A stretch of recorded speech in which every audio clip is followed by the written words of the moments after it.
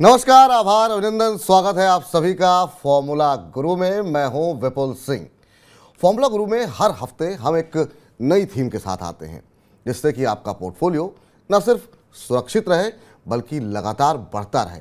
इसी क्रम में आज हम बात करेंगे ऐसी एसेट क्लास की जिसके रिटर्न ने सबको चौंकाया है। एक तरफ शेयर बाजार, म्यूचुअल फंड के रिटर्न ने निवेशकों को निराश किया है, तो वहीं गोल्ड ने अपने निवेशकों को मालामाल किया है। लेकिन अब बड़ा सवाल यह है कि क्या इस वित्त वर्ष में भी गोल्ड के रिटर्न इक्विटी मार्केट को आउट परफॉर्म करेंगे? सोने में निवेश की क्या रणनीति होनी चाहिए? ऐसे ही तमाम सवालों के जवाब आज हम तलाशेंगे आज के शो में। लेकिन सबसे पहले उन बड़े सवालों पर नजर डाल लेते हैं जिन पर कि आज हम अपने फॉर्मूला गुरु से, आज हमारे जो एक्सपर्ट होंगे उनके साथ विस्तार पूर्वक चर्चा करेंगे। तो एक एक करके तमाम हम सवाल पूछेंगे। और पहला महत्वपूर्ण सवाल ये कि सोना इस समय रिकॉर्ड स्तर पर है, तो अब ऐसे कौन से बड़े कारण हैं जिससे कि अब हम उम्मीद करें कि सोने की ये तेज़ी आगे भी कंटिन्यू रह सकती है? क्योंकि जिस तरीके के रिटर्न हमने देखे हैं उसके बाद कहीं ना कहीं ये लोगों के मन में आशंका है कि ऐसा ना हो कि यहाँ पे मुनाफा वसूली देखने को मिले। तो क्या वाकई में इन रिकॉर्ड लेवल से और तेज़ी की उम्मीद कर सकते हैं? ये पूछेंगे आज के हमारे फॉर्मूला गुरु से।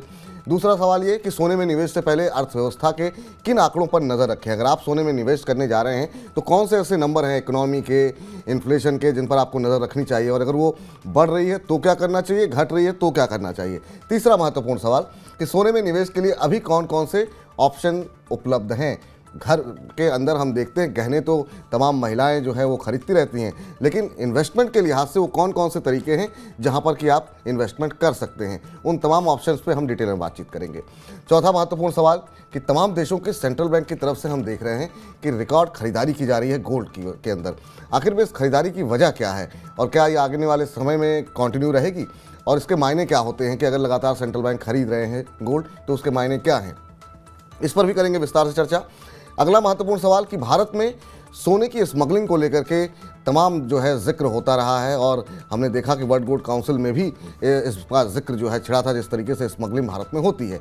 सरकार को इसको रोकने के लिए किस तरह के कदम उठाने चाहिए और अगर ये नहीं रुकती है तो इसका सोने के भाव पर कोई असर पड़ता है क्या? ये पूछेंगे अपने एक्सपर्ट से। और साथ ही साथ अब आते हैं हम इस बात पे कि अगर आपको इन्वेस्टमेंट करना है तो आपको क्या करना चाहिए? अगर 1 लाख रुपए सोना और चांदी दोनों में लगाने हो तो किसकी कितनी हिस्सेदारी होनी चाहिए? क्योंकि गोल्ड में हमने देखा कि काफ़ी अच्छा रिटर्न आ चुका है, तो क्या चांदी में ज़्यादा पैसे लगाने चाहिए?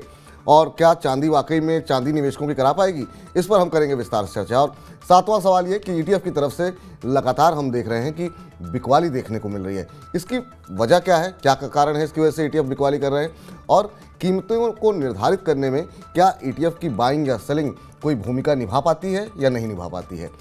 इसके बाद बात करेंगे सीधे सीधे इन्वेस्टमेंट की कि चांदी में इस वित्तीय वर्ष में किस तरह के रिटर्न की उम्मीद करनी चाहिए।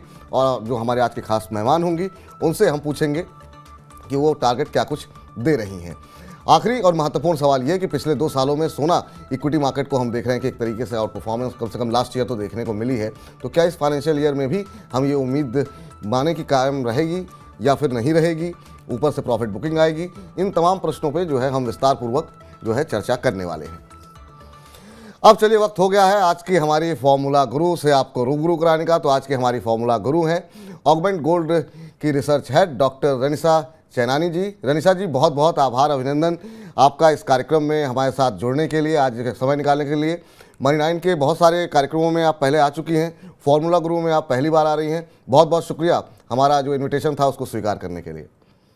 थैंक यू मैम, पहला जनरल सवाल ही रहेगा एक कि अभी जिस तरीके का माहौल देखने को मिल रहा है, अभी हम डिटेलिंग में नहीं जाएंगे, एक सामान्य सा एक सवाल है जो दर्शक अभी हमारे साथ जुड़ रहे हैं कि क्या आगे आपको लगता है कि जो कमोडिटीज़ हैं, खासतौर से गोल्ड हुआ, सिल्वर हुआ, वहाँ पर अभी भी बाइंग इंटरेस्ट आने वाले दिनों में आपको लग रहा है कि बना रहेगा?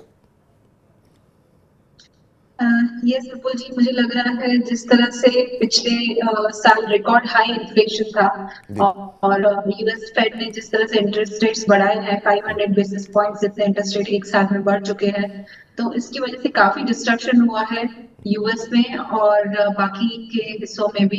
तो इसका स्पिल ओवर इफेक्ट हम ग्रेजुअली आते हुए देखेंगे।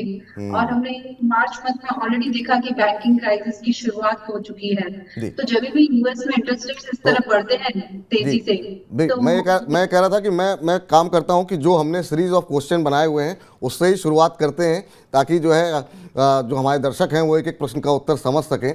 तो पहला प्रश्न जो हमारा रहेगा वो यही रहेगा कि सोना रिकॉर्ड स्तर पर, जिसका जिक्र अभी आप कर रही थी, अब रिकॉर्ड स्तर से और ज़्यादा ऊंचाई की उम्मीद ऐसे कौन से रीजंस हैं जिसकी वजह से आपको लग रहा है कि नहीं, भले ही रिकॉर्ड लेवल पे है गोल्ड, लेकिन यहाँ पर और भी ज़्यादा तेज़ी देखने को मिल सकती है, और वो कौन से फैक्टर होते हैं जिस पर नज़र रखनी चाहिए? उस पर दूसरे सवाल में आएंगे। जी विपुल जी, मुझे लगता है जिस तरह से यूएस में इंटरेस्ट रेट्स बढ़े हैं लगातार पिछले एक साल में 500 बेसिस पॉइंट्स जितने इंटरेस्ट रेट बढ़े हैं, तो इसका काफी डिस्ट्रक्शन हुआ है यूएस इकोनॉमी पे और वर्ल्ड ओवर पे भी। जब भी यूएस में इस तरह से इंटरेस्ट रेट्स बढ़े हैं पिछले 40-50 सालों पे, हमने देखा है कि उसके बाद कहीं ना कहीं एक कैजुअलिटी आती है। तो जैसे आप अगर 1980s की बात करें तो तभी भी हमने देखा था डेट क्राइसिस आए थे, 1994 में हमने देखा था करेंसी क्राइसिस, 2000 में डॉट कॉम बबल था, 2008 में फाइनेंशियल क्राइसिस, और अभी जो लास्ट ईयर जिस तरह से इंटरेस्ट रेट्स बढ़े हैं 5% के, हमने देखा है कि बैंकिंग क्राइसिस की एक शुरुआत हो चुकी है। तो इस साल एक्सपेक्टेड है कि कुछ ना कुछ क्राइसिस आ सकते हैं। तो ये एक बहुत ही बड़ा फैक्टर है जो गोल्ड की प्राइसेस को सपोर्ट करेगा। और जब भी क्राइसिस आते हैं उसके बाद रिसेशन आता है, जब भी इंटरेस्ट रेट्स बढ़ते हैं। तो इस साल वही एक्सपेक्टेड है कि रिसेशन के जो चांसेस है वो काफी बढ़ रहे हैं यूएस में और वर्ल्ड ओवर। तो ये काफी इंपॉर्टेंट फैक्टर है जो प्राइसेस को अभी भी सपोर्ट करेगा। यहाँ से मुझे नहीं लगता है कि प्राइसेस का डाउन साइड है। इनफैक्ट अभी रिसेशन के कंसर्न्स इतने बढ़ रहे हैं कि फेड ने जिस तरह से कहा है कि इंटरेस्ट रेट्स को वो पॉज करेंगे, ऐसा हो सकता है शायद इंटरेस्ट रेट कट भी आ सकता है बाय द एंड ऑफ 2003। तो ये बहुत ही इंपॉर्टेंट है। इस वजह से हम देखेंगे गोल्ड की प्राइसेस लगातार अप ट्रेंड कंटिन्यू करेंगी। तो आने वाले दिनों में भी अप ट्रेंड करती हुई कीमतें सोने में रह सकती हैं, लेकिन और इसी वजह से हमने आज का ये खास कार्यक्रम फार्मूला ग्रुप किया। जरा हम एक सेकंड जरा चार्ट दिखाते हैं किस तरह के रिटर्न देखने को मिले हैं गोल्ड के अंदर साल दर साल की अगर हम बात करें तो यहाँ पर हम देख रहे हैं कि पिछले साल जो है वो हम देख रहे हैं करीब 16% के आसपास का रिटर्न रहा। FY18 से अगर हम देखें तो 7% का रिटर्न यहाँ पर गोल्ड ने दिया। FY19 में हमने देखा मार्केट बहुत अच्छा चल रहा था, तो यहाँ पर थोड़ा धीमापन रहा, 3% के आसपास का रिटर्न रहा। FY20 में हमने देखा कि यहाँ पर जब बाजार कोरोना की वजह से गिर रहा था तो गोल्ड ने करीब 36% का रिटर्न दिया। फिर FY21 में जो है हमने देखा 2-2.5% का रिटर्न, लेकिन पिछले 2 सालों में हम देख रहे हैं कि लगातार डबल डिजिट में रिटर्न यहाँ पर आते हुए दिखाई दे रहे हैं। 16% से ज़्यादा का रिटर्न FY22, FY23 में देखने को मिला है। अब जरा हम तुलनात्मक अध्ययन भी कर लेते हैं निफ्टी के माध्यम से कि उसके माध्यम से यहाँ पर किस तरह का रिटर्न देखने को मिला है। तो एक तरफ तो हम देख रहे हैं कि शेयर बाजार में एक बड़ा रिस्क रहता है और सोने में जो है सुरक्षित निवेश जो है वो कहीं ना कहीं माना जाता है। तो यहाँ पर 10% के मुकाबले 7.20% का रिटर्न FY18 में दिखा। FY19 में 3% का रिटर्न रहा, हालांकि इक्विटी ने यहाँ पर काफ़ी ज़्यादा आउट परफॉर्म किया, 15% का रिटर्न रहा। FY20 में मार्केट 26% गिरा और हम देख रहे हैं कि यहाँ पर गोल्ड ने 36% का रिटर्न दिया है। FY21 में जब बाजार निचले स्तरों से काफ़ी तेज़ उसने रिकवरी दिखाई, तब हमने देखा सोने में थोड़ी सी सुस्ती रही क्योंकि काफ़ी ऑलरेडी तेज़ी आ चुकी थी। 2-2.5% का रिटर्न यहाँ पे रहा।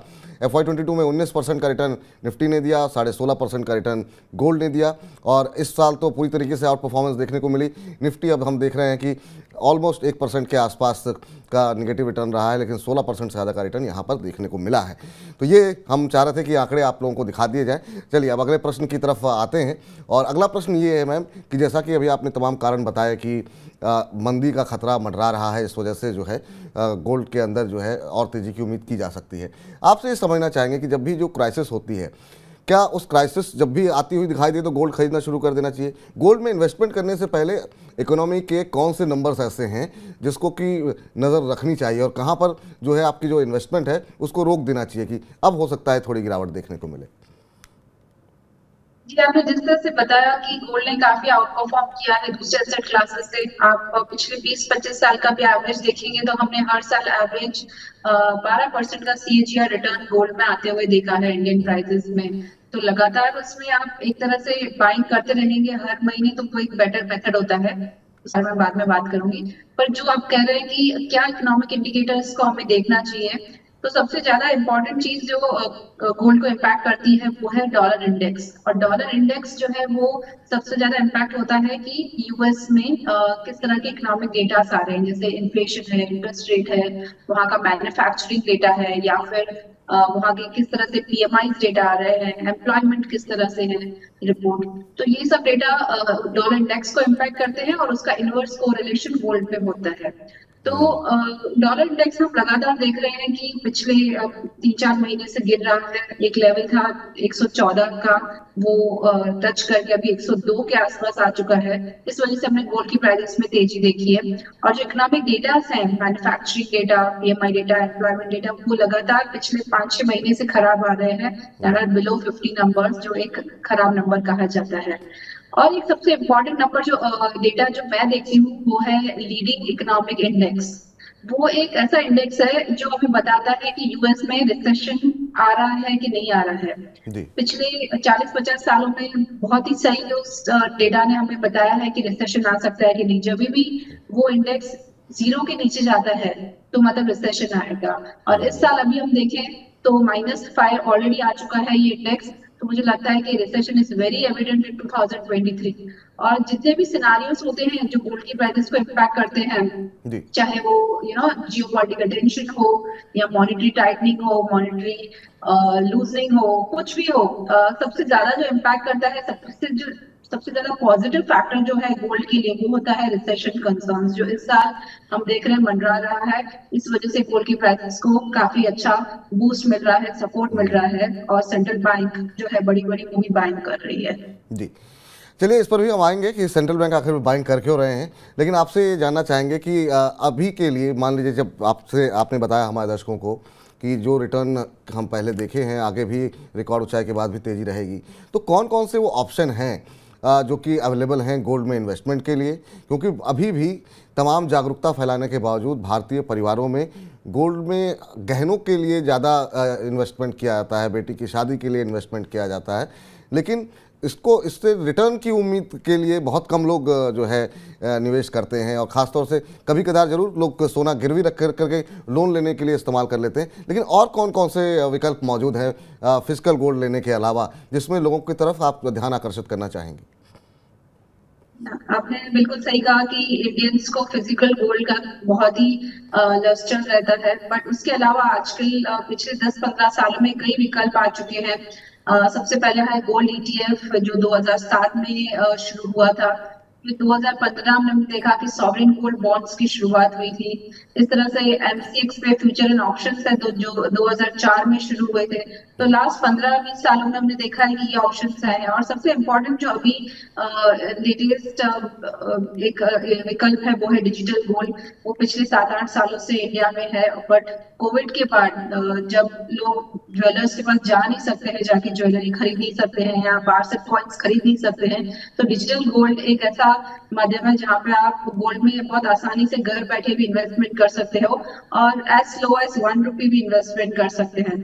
तो मेरा मानना ये है कि अगर गोल्ड में इन्वेस्टेड रहना है, आपको 12% का रिटर्न हर साल मिले, वो आपको चाहिए, तो आप हर महीने थोड़ा थोड़ा गोल्ड बाय करते रहिए, डिजिटल गोल्ड में SIP करते रहिए। तो दैट इज द बेस्ट वे। आपको एवरेज जो है प्राइसेस नीचे की मिलेगी। आपको ऐसा नहीं लगेगा कि मैंने बहुत ऊपर की प्राइस पे खरीद दिया, लमसम बाइंग कर ली, तो अब प्राइस नीचे जाएगी तो क्या होगा।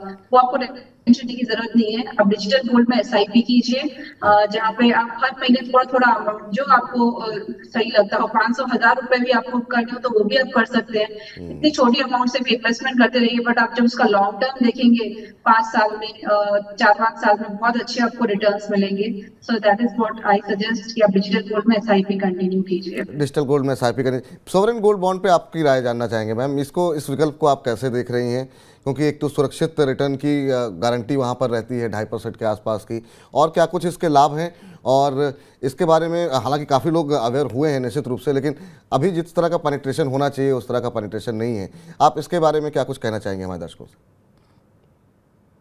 जी, सॉवरेन गोल्ड बॉन्ड्स जो है 2015 में RBI ने अनाउंस किए थे, और हम देखते हैं कि हर साल 4 से 5 बार वो ट्रांचेस आती है जब नया इशू आता है जहाँ पे आप सॉवरेन गोल्ड बॉन्ड्स में निवेश कर सकते हैं, और आपको गोल्ड की प्राइसेस के रिटर्न के साथ 2.5% इंटरेस्ट भी मिलता है उसमें बाइंग करने के लिए। लॉन्ग टर्म अगर आपका नजरिया है गोल्ड में बाइंग करने का 8 साल 10 साल का, तो sovereign gold bonds the best way I would say, क्योंकि उसमें आपको कैपिटल गेन टैक्स भी नहीं लगता अगर आप 8 साल तक उसे होल्ड करते हैं, और सबसे अच्छे रिटर्न्स भी मिलते हैं। बट आपका अगर मैंने जिस तरह से बताया डिजिटल गोल्ड में इन्वेस्टमेंट करना चाहिए अगर आपका थोड़ा जो सिनारियो है वो थोड़ा शॉर्ट टर्म हो, अगर 3-4 साल तक आपको इन्वेस्टेड रहना हो तो digital gold is a better way. अगर आपका लॉन्ग टर्म सिनारियो हो, stay invested in sovereign gold bonds, तो that is the best way. तो डिजिटल गोल्ड में निवेश करना सबसे आसान तरीका है और आपकी जेब के लिए काफ़ी अच्छा है, क्योंकि आप 500 रुपये, 1000 रुपये से भी अपना सोने में निवेश जो है वो कर सकते हैं। और लंबी अवधि का निवेश आप करेंगे तो आगे चल करके आपके कोई अगर घर में भी कामकाज है तो उसके लिए आपको पैसे भी मिल सकते हैं। आप चाहें तो उससे सोना भी खरीद सकते हैं अपने परिवार के लिए।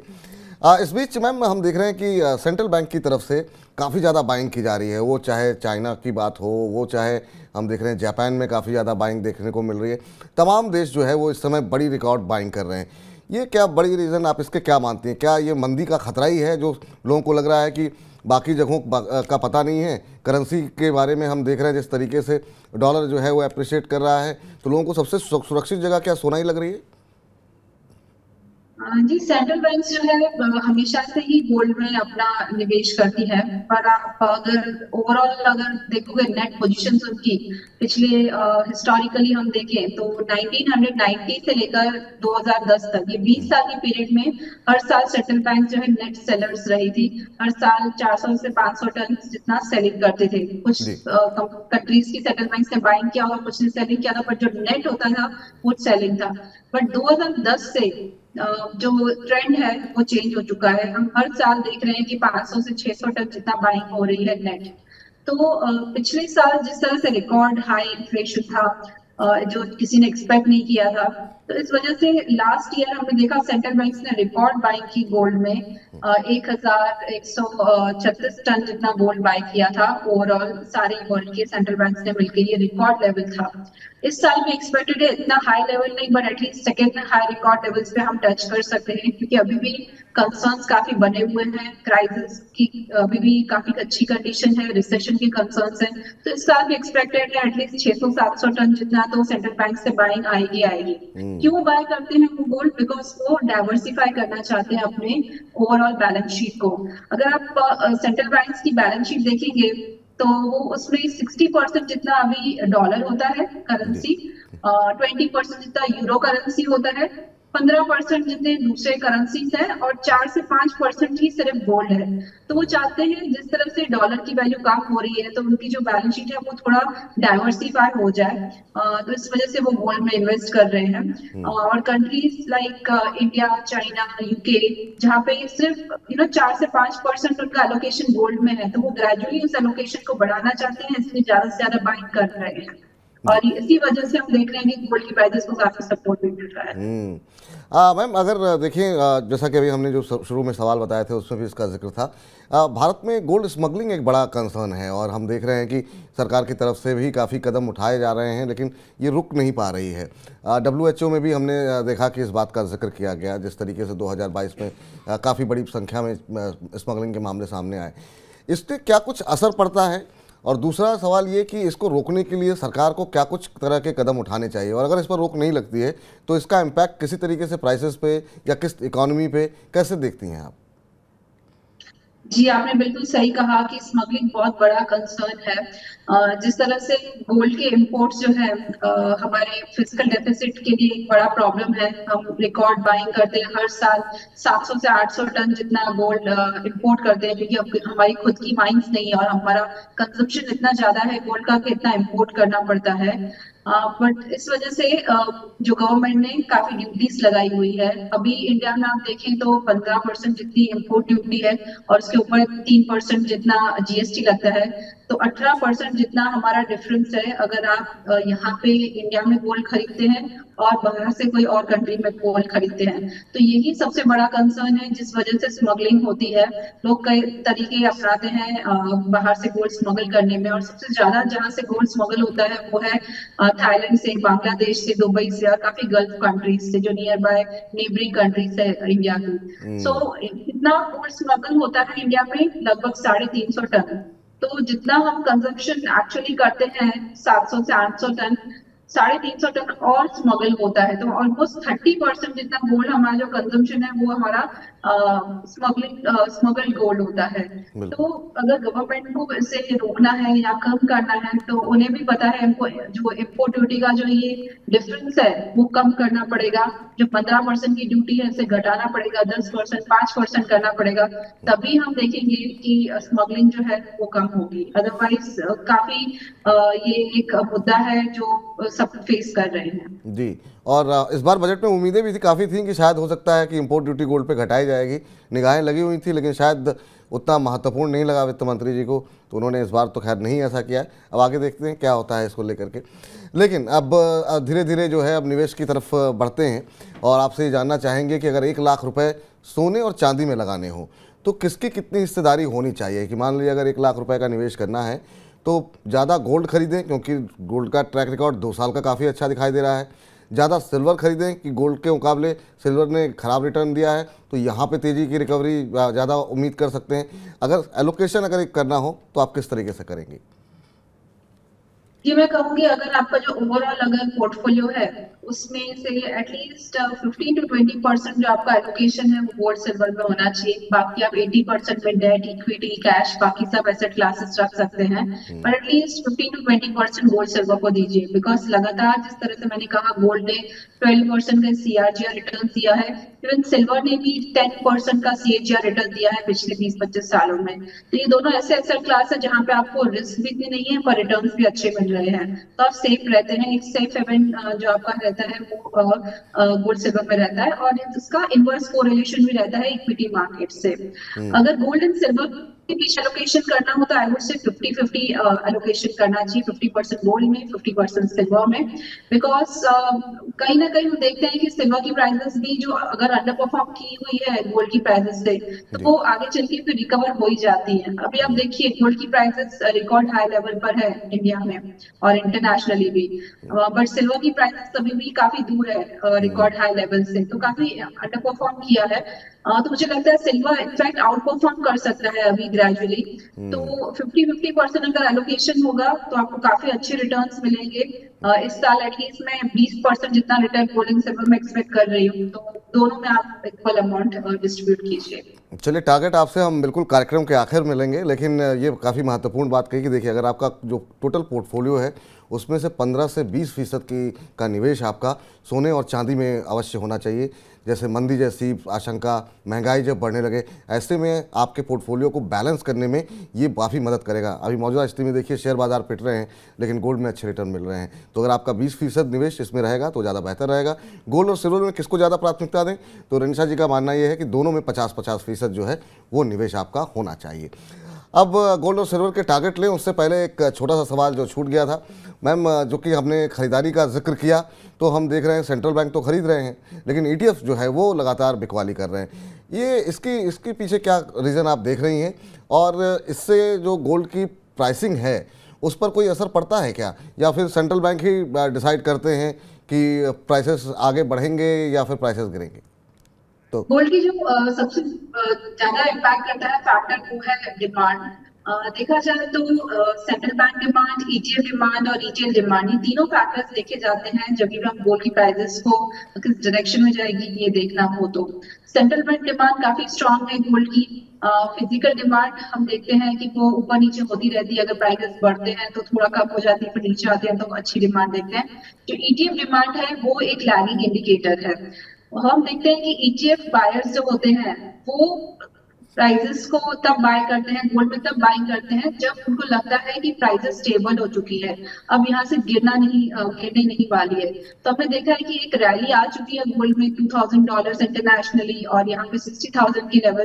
तो हम देख रहे हैं कि अभी ग्रेजुअली ETF जो बायर्स है वो इस मार्केट में आ रहे हैं। पिछले साल कम था, इतना बाइंग नहीं था, बट इस साल जिस तरह से बैंकिंग क्राइसिस इमर्ज हुए हैं, मुझे लगता है ETF बाइंग काफी स्ट्रॉन्ग हो सकती है। और रिसेशन कंसर्न्स में जो सेफ हेवन एसेट होता है वो गोल्ड ही माना जाता है, तो मुझे लगता है कि काफी अच्छी डिमांड इस बार आ सकती है ETF से। तो एक इम्पॉर्टेंट इंडिकेटर है। जिस तरह से ईटीएफ डिमांड बढ़ती रहेगी, ईटीएफ में इनफ्लोज बढ़ते रहेंगे इंटरनेशनली, वो गोल्ड के लिए काफी अच्छा रहेगा।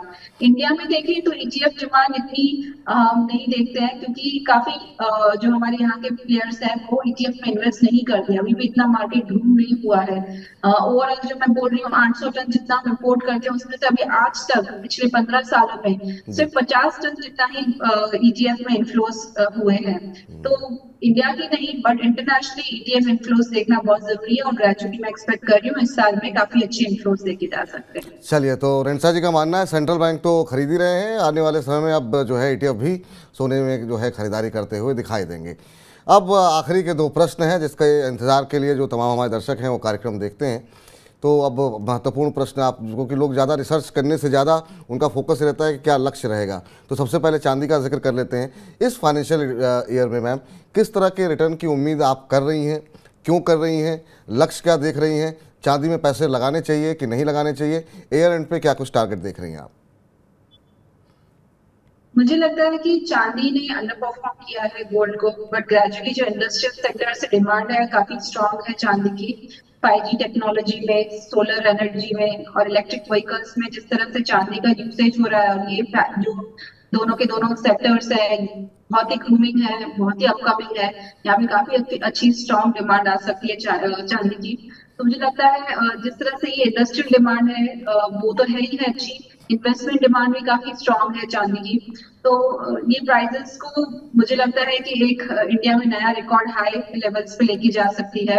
मैं एक्सपेक्ट कर रही हूँ चांदी में जो $25 है इंटरनेशनली, वो अगर क्लियर होता है तो $30 का लेवल देखा जा सकता है।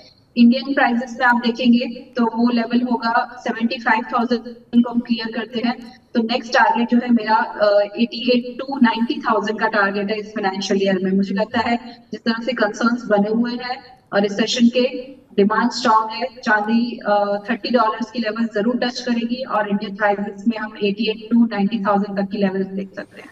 चलो, काफ़ी अच्छे रिटर्न की उम्मीद रेणुसा जी यहाँ पर जता रही हैं। चांदी के अंदर 20% के आसपास का रिटर्न आपको मिल सकता है। अंतर्राष्ट्रीय भाव $30 और भारतीय जो बाजार में जो हमारे दर्शक जो देख रहे हैं उनको 88 से 90 हज़ार तक के टारगेट यहाँ पर देखने को मिल सकते हैं। तो ये तो रही कि चांदी की बात, जहाँ पर निवेशकों की चांदी हो सकती है। अब बात सोने की कर लेते हैं। सोने ने जिस तरीके का रिटर्न दिया है पिछले 2 सालों में, इक्विटी मार्केट को हम देख रहे हैं लास्ट ईयर बहुत ज़बरदस्त तरीके से आउट परफॉर्म किया। अब इस फाइनेंशियल ईयर से मैम क्या कुछ टारगेट आप देख रही हैं, कितने % की रिटर्न की हम उम्मीद करें? यहाँ पर भी क्या चांदी की तर्ज पर ही 20% के आसपास की रिटर्न करें की उम्मीद करें, या फिर आपको लग रहा है कि नहीं काफ़ी रैली आ गई है, थोड़ा कम हो सकता है? हम अगर हिस्टोरिकली देखें तो जब भी रिसेशन आता है या क्राइसिस आते हैं, गोल्ड ने लगभग 15% से 50% का रिटर्न दिया है पिछले 40-50 सालों में, और एवरेज जो रिटर्न है वो 15-20% तो रहता ही रहता है। तो मुझे लगता है इस साल ऑलरेडी प्राइसेस जो है 10% आप देखेंगे 2023 में तो बढ़ चुकी है। 55,000 से हमने ये साल स्टार्ट किया था, अभी 60,000 के आसपास है, बट अभी भी काफी जगह बाकी है। मुझे 2 सिनारियोस लग रहे हैं, एक है बेस केस सिनारियो, दूसरा है bull case scenario. Base case scenario क्या है कि जो अभी कंडीशंस है कि कोई क्राइसिस अभी स्टार्ट हुए थे पर अभी थोड़ा पॉज हो चुका है, यूएस में इंटरेस्ट रेट जो है वो अभी बढ़ेंगे नहीं, यहाँ पे पॉज रहेंगे, और रिसेशन की कंसर्न्स जो है वो अभी इतने नहीं है। तो अगर यही सिनारियो पूरे साल कंटिन्यू रहता है तो ये बेस केस सिनारियो रहेगा। तो यहाँ पे मुझे लगता है प्राइसेस जो है $2,100 के आसपास टॉप आउट करेंगे, और इंडियन करेंसी आप इंडियन प्राइसेस में देखेंगे तो अराउंड 63,000 के आसपास मुझे लग रहा है कि हम ये लेवल्स देख सकते हैं, अगर ये सेम टू सेम सिनारियो रहा तो। दूसरा सिनारियो है बुल केस सिनारियो, जहां पे मुझे लगता है कि जो मैं रिसेशन एक्सपेक्ट कर रही हूँ, डीप रिसेशन आ जाए अगर, दूसरा फेड जो है इंटरेस्ट रेट्स को कट करने लगे, ग्रोथ के काफी कंसर्न्स बने रहे, तो ये जो सिनारियो आएगा बुल के सिनारियो, ये काफी बुलिश रहेगा गोल्ड के लिए। तब मैं एक्सपेक्ट कर रही हूँ कि प्राइसेस जो है यहाँ से 20% और बढ़ सकती है। तो जो अभी $2,000 के आसपास है तो वो $2,400 भी टच हो सकती है, और इंडियन प्राइसेस में देखें जो 60,000 है तो उसका हम 70,000 से 72,000 तक भी जाते हुए देख सकते हैं अगर ये बुल केस सिनारियो इमर्ज हुआ तो। ये हमें देखना पड़ेगा नेक्स्ट 2-3 महीनों में किस तरह से ट्रेंड रहता है, किस तरह की इकोनॉमिक सिचुएशन रहती करती है, किस तरह से यूएस फेड हमें निराशाजनक देता है कि हमें खुश करता है अपने डिसीजन मेकिंग से। इट ऑल डिपेंड्स किस तरह से इकोनॉमिक सिनेरियो रहता है यूएस में। चलिए, बहुत अच्छी बात है। और जरा इस बीच जरा एक बार फुल स्क्रीन पे हम चाहेंगे कि दोनों सोने और चांदी के जो लक्ष्य दिए गए हैं वो एक बार फटाफट जो है दोहरा दिए जाएं। तो सोने में खासतौर से इस बात का जिक्र किया गया कि डिपेंड करता है परिस्थितियों के ऊपर, अगले 2-3 महीनों में परिस्थितियां कैसी रहती हैं।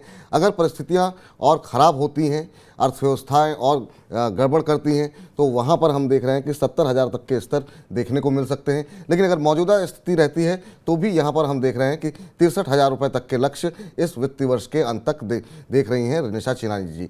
इसके अलावा चांदी की बात करें तो चांदी में भी जो है अच्छे खासे रिटर्न की उम्मीद की जा रही है। 2 साल से चांदी जो है वो सोने के मुकाबले अंडर परफॉर्म कर रहा है, लेकिन यहाँ पर जो है अच्छी रिकवरी आ सकती है और चांदी में 20 से 25% तक का रिटर्न देखा जा सकता है। और इस फाइनेंशियल ईयर के अंत तक 85,000 से 90,000 रुपये तक के लक्ष्य की उम्मीद की जा सकती है। तो अगर आप निवेश कर रहे हैं तो अपने पोर्टफोलियो में 20% गोल्ड और सिल्वर अवश्य रखें, और अगर डिस्ट्रीब्यूट करना हो तो 50-50 हिस्सा जो है गोल्ड और सिल्वर दोनों में निवेश करके रखे रहिए।